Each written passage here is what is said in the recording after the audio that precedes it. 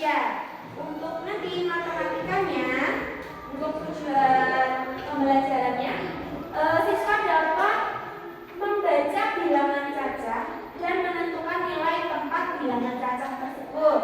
Kemudian yang IPA, peserta didik dapat menyebutkan apa saja wujud zat dan ciri-cirinya. Kemudian apa saja perubahan wujud zat yang ada di kehidupan sehari-hari. Itu. Untuk yang bahasa Indonesia, tujuan pembelajaran pada bahasa Indonesia itu peserta didik dapat menentukan atau mencari kosakata baru yang baru saja ditemui atau tidak sering ditemui di kehidupan sehari-hari, namun ditemui di cerita atau peristiwa atau suatu artikel seperti itu. Nanti ada kosakata baru dan kosakata bermakna ganda. Oke, silahkan dibuka bukunya, disiapkan alat tulisnya, buku LKS-nya, buku tulis dan alat tulisnya. Silakan.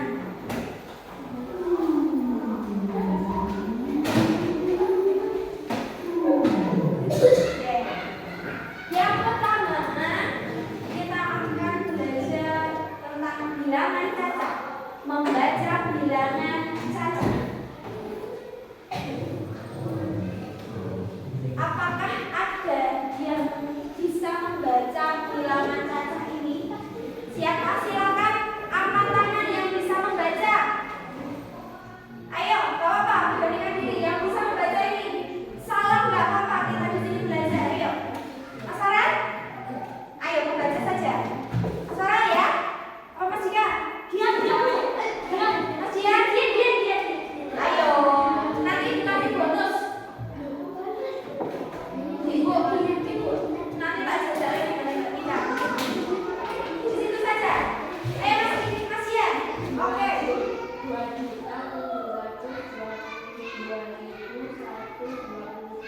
Oke, beri tepuk tangan untuk dia. Betul sekali, ini bacanya 2.722.123 rupiah. Rupiah, nggak pakai rupiah. Kalau pakai harga, kalau dia bertanya harga pakai rupiah. Kalau ini nggak usah.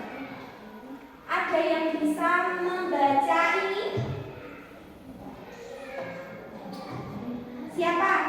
Ayo. Ada bonus dari ini. Ayo dikasih bonus Pak. Ayo dari sini, sudah. Dari sini ayo. Ya, Mas Bangke, ya. Baca yang keras.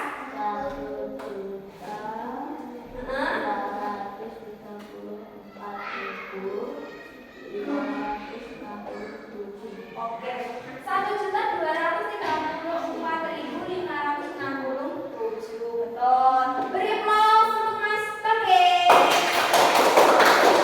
Siapa bisa menentukan nilai tempatnya?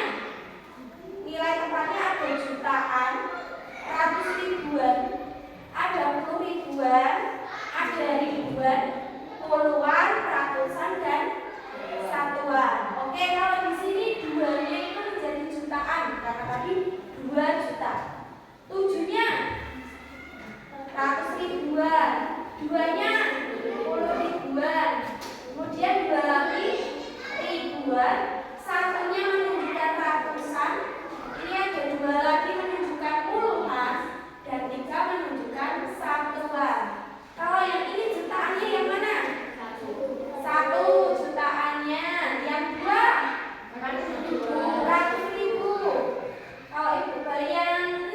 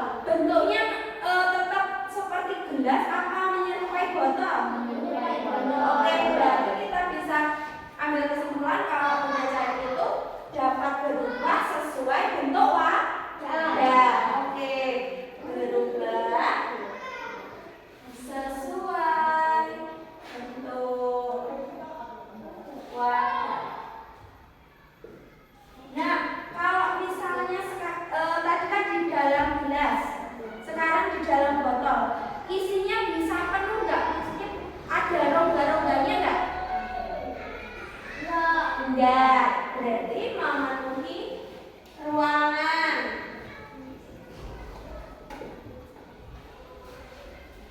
Oke. Sekarang yang padat. Ibu punya penghapus. Ibu masukkan ke dalam ember. Bentuknya kode ember orang? Enggak. Berarti dia berubah sesuai bentuk wadahnya enggak? Tidak. Oke. Tidak berubah. Tidak berubah bentuk. Terus volumenya kalau dipindah ke dalam ember, volumenya bertambah atau enggak? Enggak, volume tetap. Cair tadi juga volume tetap. Sekarang gas. Kalau cair itu contohnya apa, Dek? Udah cair. Kamu mau sore ya? Udah cair. Ya. Air, minyak, bensin. Oke, betul. Oh, udah padat? Penghapus terus. Ember kayu. Oke, betul. Kalau gas contohnya oksigen terus. Kalau kita membakar udara terus asap. Oke. Ciri-cirinya gas apa? Ciri-ciri dari mujizat gas. Misalnya di sini dikasih uap atau uap atau asap, bakal memenuhi ruangan enggak asapnya? Iya. Jadi memenuhi seluruh ruangan.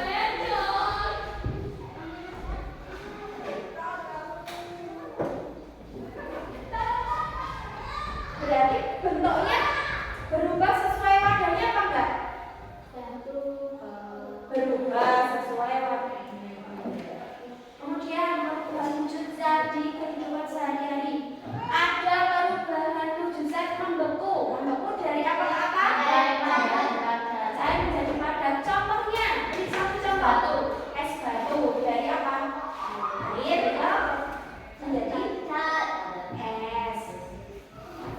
Terus ini ada mencair. Padat menjadi cair. Contohnya, oke, es batu itu es krim.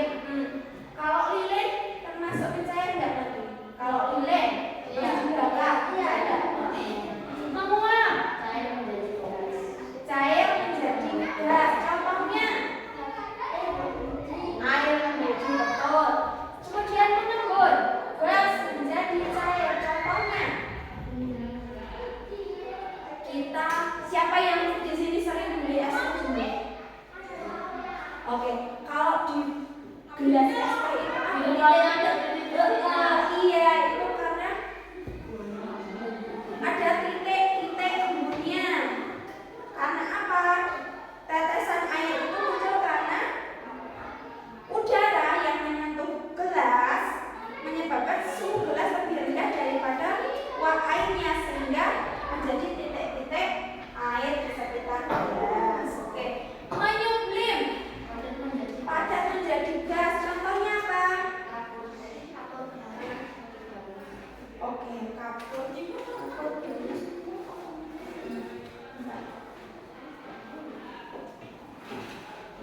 Contohnya itu kalau kapur barus bentuknya ini. Oke, ya betul, kapur barus padat menjadi gas. Terus ini mengkristal, gas menjadi padat. Contohnya apa? Kalau di luar negeri, salju. Sampai sini ada yang ditanyakan? Ada yang ditanyakan? Tidak ada. Oke, kita ke bahasa Indonesia. Kosakata baru. Kosakata baru contohnya itu kosakata yang tidak sering kita jumpai. Jadi baru kita temukan. Contohnya kalau yang di sini kan kalau di kehidupan sehari-hari nggak melulu pakai menyublim, memuat, kristal itu ya toh. Nah itu bisa dikatakan kosakata baru. Kita menemukannya di mana? Di bacaan. di catatan, terus di artikel juga bisa, terus di buku itu juga. Contohnya ibu kasih contoh daring. Daring itu dalam jaringan, artinya harus ada jaringan wifi atau pakai data.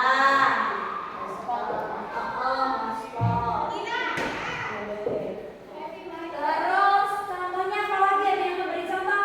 Ada yang bisa memberi contoh? Sosmed, tahu sosmed?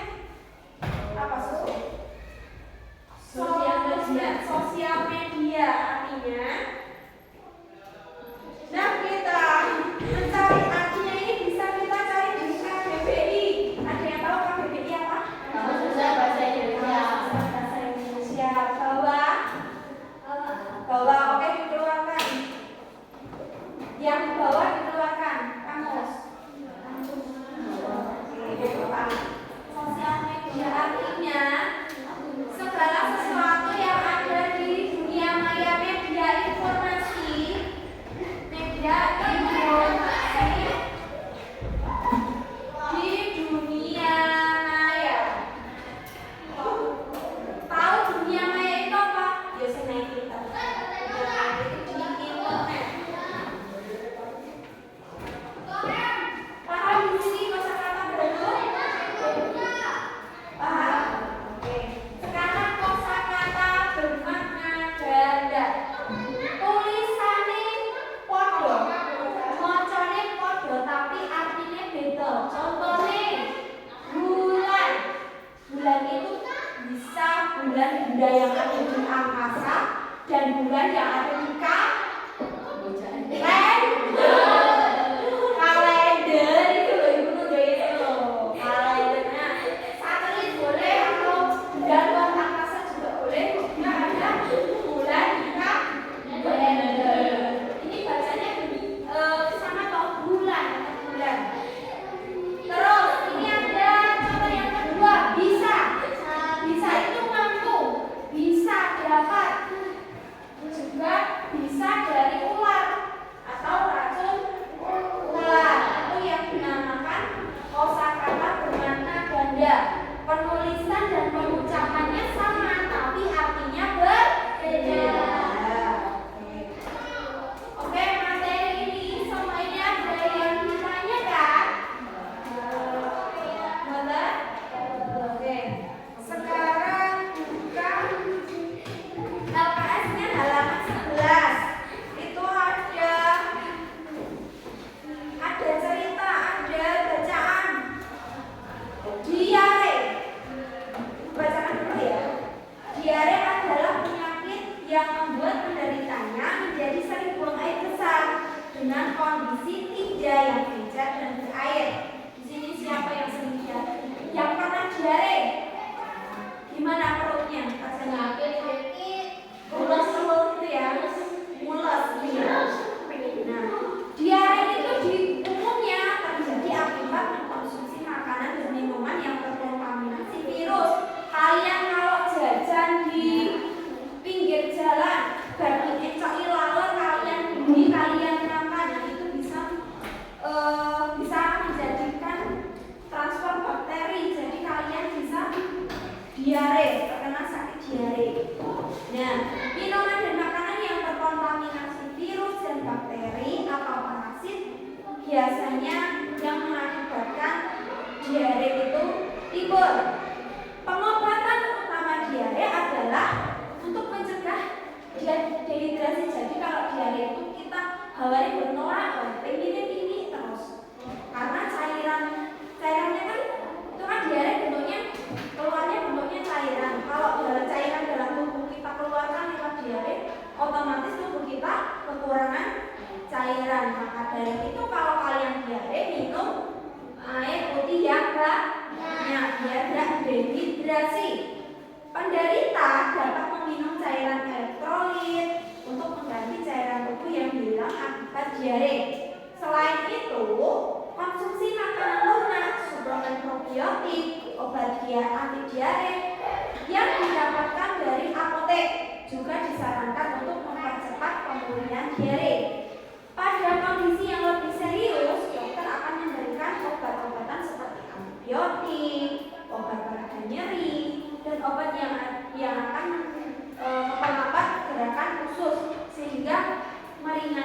berjalan di